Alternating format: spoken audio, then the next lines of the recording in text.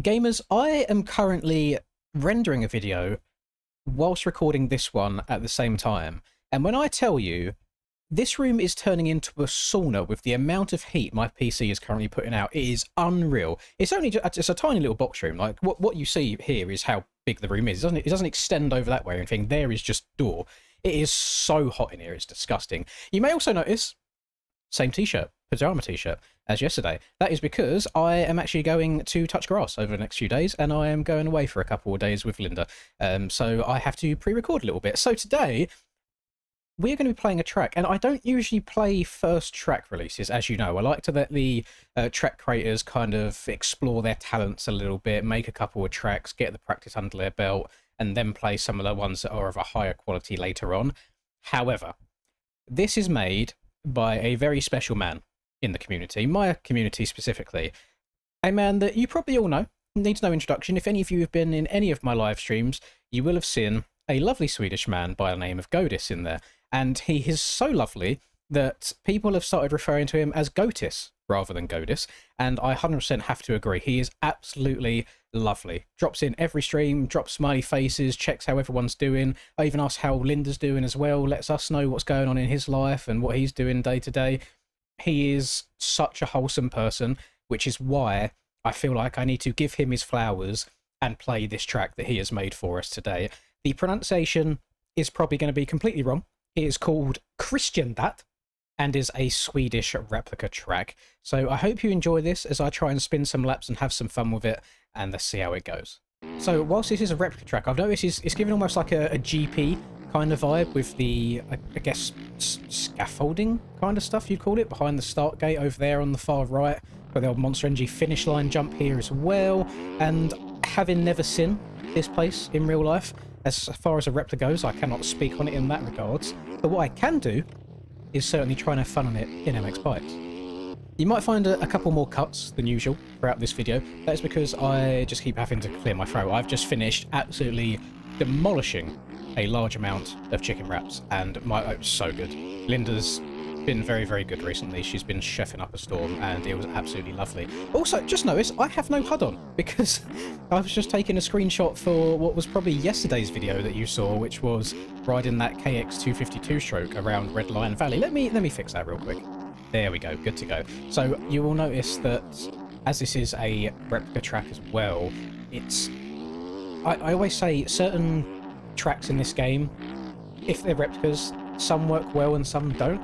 I have a common theme of there's not really many, if any, UK tracks, for example, that replicated in bikes work well, and just because of the general layout and difficulty as such. So I'm interested to see how this one goes. And one thing that I would like to do at the end of this, which is something that I don't do very often, is give like a genuine feedback and maybe how and where to improve if in case Godis does want to make any more tracks in the future. I know some people it's a case of make one track and then they're done because it is a long, tedious and very time-consuming process. Sounds like he's had some good people helping him though, people like Fishy, and I see D-Blue Bales dotted around the track also, which he probably helped with. And then I believe some of these banners, I could be wrong in this, I definitely should have checked the credits beforehand. I think they were from Rossi, maybe? They remind me of some of the ones that we saw on some of the other GP tracks that have been made. Not the aerial GP tracks, but some of the casual like MXB mods public ones that got released. So far, the track doesn't seem to have a bad flow whatsoever. Like the tabletops, they allow you to get pretty damn inverted. There is some parts that you do have to check up quite a lot, which again is just the nature of replica tracks in this game. Of course, we go disgustingly quick in MX Bikes compared to real life speeds, so it is only natural that we have to slow down from time to time. Got like a little quad there as well, which if that's quadable in real life, I'd love to see someone do that. That's quite impressive. We've got little bits like you can jump up and around this corner. I'd love to see if you can downside that nicely, if you can then downside this single afterwards as well. Like that would be a huge line to hit. And then the only thing I've noticed straight off the bat, which I guess is good and bad at the same time, I guess it depends what angle you want to look at it from, is so the outsides seem to hold you quite nicely, and the insides, whilst the rut is there, the curvature of the rut, so the steepness of it, is quite shallow. It's more of a bank than a rut that you sit in, so the insides don't hold you that great. But then, saying that, on the flip side, if you made the ruts hold you too well, then that might just invalidate some of the outside lines altogether. So maybe it does end up being beneficial overall just for the raceability of the track. You've got a few rolling singles here into the corners as well that in MX bikes I feel like it's very 50-50, or you either get this really nice scrub going into the corner or your tyres catch a little bit too much grip and you go flying off the side of the track, whichever way you lead in. And this jump here is lovely. Big old step down. You'll see the Beta 19 bikes that we're still on right now, we rode doing its thing where the back tyre lands and just causes a massive hole to form, like right here as well on the right where I landed last lap, big hole forming there. And I'm only on 1.2 road. Also, I know this is a replica track as well, so it's probably not like this in real life. Imagine how sick it would be, jump down that hill, get onto this bank here on the right and just carve it and just hit it wide open. I know it's probably not like that, but I just imagine that'd be a very, very fun line to... I mean, you can do it. I don't know if it'll work on timing, but you can get up there. It's just a case of trying to exit it properly. That could be very, very fun.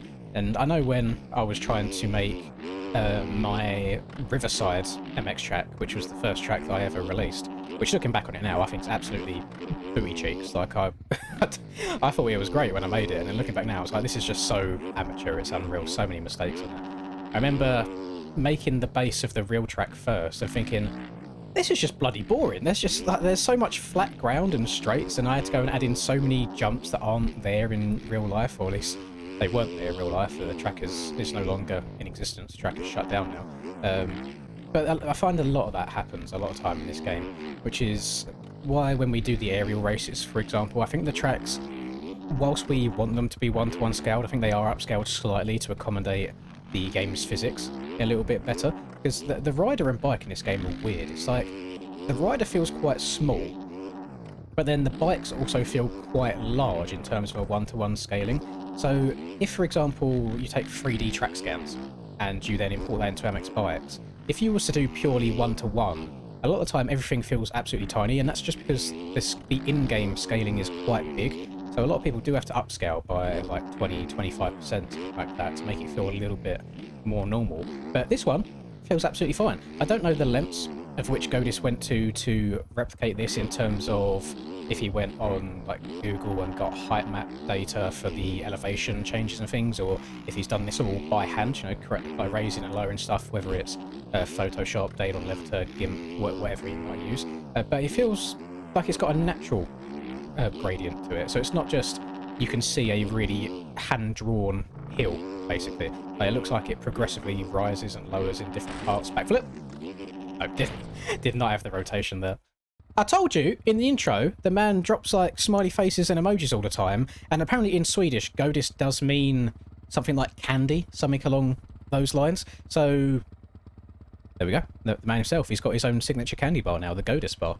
I'm not gonna I don't know how old he is. I was going to say something about eating his bar, but that would just get taken so out of context. I'm not going to put that on the internet.